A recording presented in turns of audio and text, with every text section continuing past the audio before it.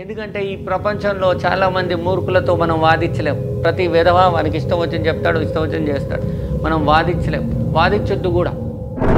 విధవలు చేసే పని ఇది లేదు అంటాడు, ఇది కాదు అంటాడు. వాడికి వాడేంటో తెలియదు, ఇక వాడి గురించి మనం వాదించడం. ప్రపంచంలో అందరినీ సాటిస్ఫై చేయడం అవుతుందా? దేవుడు వస్తే కూడా అందరినీ సాటిస్ఫై చేయలేడు. చూడండి, దేవుడు వచ్చాడు, అందరూ వచ్చారు, కొన్ని గ్రూప్సే వస్తాయి, కొన్ని గ్రూప్స్ మా దేవుడు వేరంటాయి.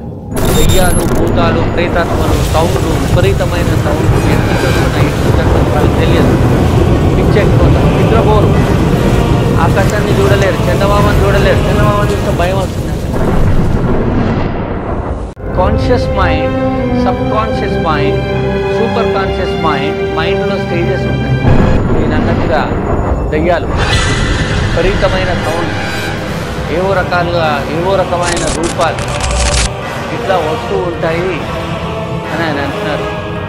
నిజమే, అట్లా వచ్చే వాళ్ళు కూడా ఉన్నారు, పీడకలలు పడుతూ ఉంటాయి. మరి అలా ఎందుకు వస్తుంది? మరి మనసు దయ్యమా, సౌండ్ వస్తున్నాయి, భూతమా, ఏదో జరుగుతుంది.